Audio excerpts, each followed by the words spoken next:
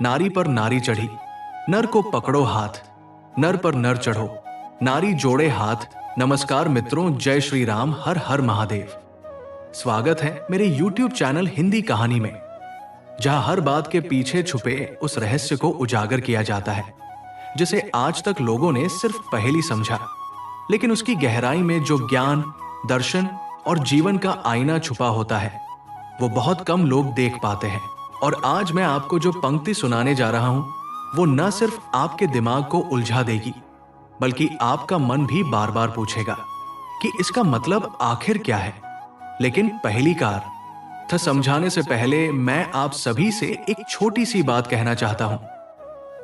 कोई भी ऐसी बात जो आपको जीवन में कुछ सिखाती हो, उसे बीच में छोड़ देना कहीं ना कहीं एक पाप के समान माना जाता है। इसलिए आपसे विनम्र निवेदन है कि इस पहेली को अंत तक ध्यान से सुनिए और समझिए कि इसका असली अर्थ क्या है। और हाँ दोस्तों, आप सबकी कृपा और सहयोग से मेरे चैनल का वॉच टाइम तो पूरा हो चुका है, लेकिन अभी भी सब्सक्राइबर्स की संख्या बहुत कम है। इसलिए आपसे अनुरोध है कि कृपया मेरे चैनल को जरूर सब्सक्राइब करें। तो चलिए अब पहेली का अर्थ समझते हैं। तो ध्यान से सुनिए। नारी पर नारी चढ़ी, नर को पकड़ो हाथ, नर पर नर चढ़ो, नारी जोड़े हाथ। पहली बार सुनने में ये बात कुछ अटपटी लगती है, जैसे कोई खेल हो रहा हो, जैसे कोई हास्य व्यंग्य हो, या जैसे कोई तांत्रिक मंत्र चल रहा हो।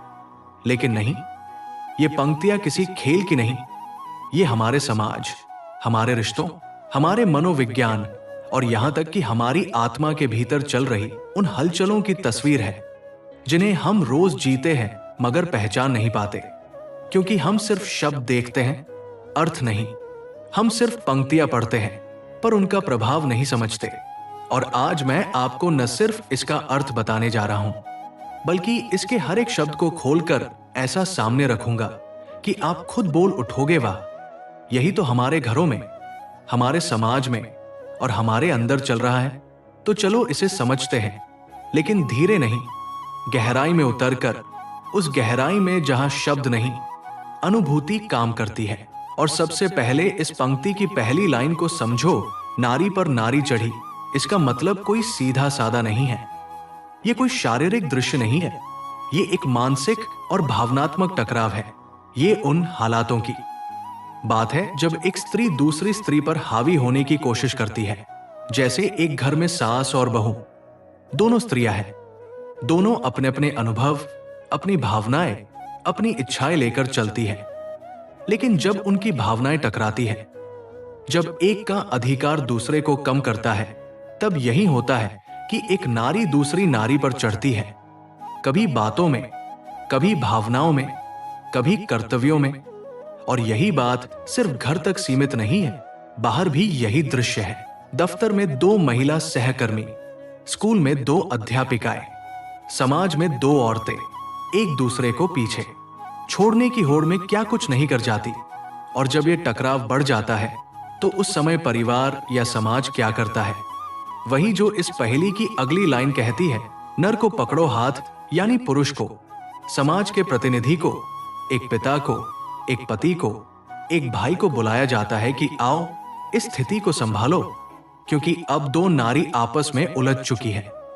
और जब स्त्रियों का आपसी संघर्ष अपने चरम पर पहुंचता है, तब निर्णय पुरुष से लिया जाता है। ये एक गहरा संकेत है उस सामाजिक संरचना का जहां पुरुष को निर्णायक और स्त्री को भावनात्मक मान लिया गया है। लेकिन ये आधा सच है, क्योंकि अब इस पहेली का दूसरा हिस्सा देखो। नर पर नर चढ़ो, यानी अब दो पुरुष आपस में भिड़ गए हैं। और ये कोई आम बात नहीं होती, क्योंकि जब पुरुष आपस में टकराते हैं तो ये टकराव सिर्फ विचारों का नहीं, ये टकराव होता है अहंकार का, सत्ता का, अधिकार का। और तब समाज कांप जाता है, घर के आंगन में आग लग जाती है। फिर चाहे वो दो भाई हों जो संपत्ति को लेकर लड़ रहे हों, या दो दोस्त जिनके बीच में ईर्ष्या आ गई हो, या फिर दो नेता जो देश को अपनी मर्जी से चलाना चाहते हो। जब नर नर पर चढ़ता है तो दुनिया हिल जाती है। और तब वही नारी जो पहले भावनाओं में बहती थी, अब हाथ जोड़कर सामने आ खड़ी होती है। यानी नारी जोड़े हाथ, स्त्री ही उस क्षण में शांति का आग्रह करती है। वही स्त्री जो कभी आग थी अब पानी बन जाती है।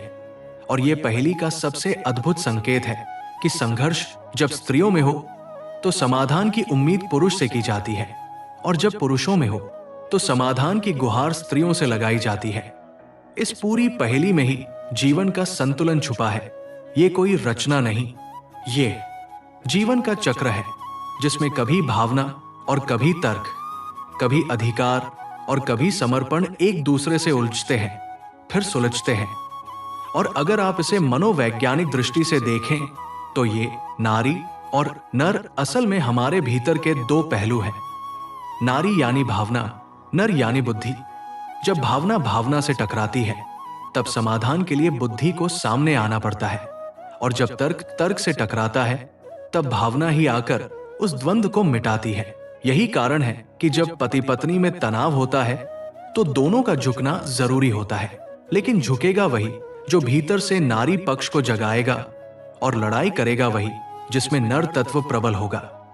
लेकिन जब दोनों के अंदर नर और नारी संतुलित होंगे तभी जीवन में सुख, शांति और स्थिरता आएगी। यही बात धर्मशास्त्रों में भी बार बार कही गई है कि संसार में हर ऊर्जा या तो स्त्री है या पुरुष, हर विचार या तो भावनात्मक है या तार्किक, और हर निर्णय या तो संघर्ष है या समाधान। तो ये पहेली केवल घरों की, रिश्तों की या समाज की नहीं, ये हमारी आत्मा की भी है। ये हमें ये समझाती है कि अगर हम अपने भीतर के नर और नारी को पहचान ले, संतुलित कर ले, तो बाहरी दुनिया की टकराहटें स्वतः शांत हो जाएंगी। और यही वो संदेश है जो एक साधारण सी लगने वाली इस पहेली में छुपा है। इसलिए अगली बार जब कोई कहे नारी पर नारी चढ़ी, नर को पकड़ो हाथ, नर पर नर चढ़ो, नारी जोड़े हाथ, तो मुस्कुराना मत। उस मुस्कुराहट के पीछे इस गहराई को याद करना जो आज आपने जानी है। अगर आपको ये कथा पसंद आई हो तो वीडियो को लाइक करें, चैनल को सब्सक्राइब करें, और नीचे कमेंट में बताइए कि आपको इस पहेली का कौन सा अर्थ सबसे ज्यादा सटीक और मार्मिक लगा। हम फिर मिलेंगे एक नई कहानी, एक नई व्याख्या और एक नई दृष्टि के साथ। तब तक के लिए जय श्री राम, हर हर महादेव।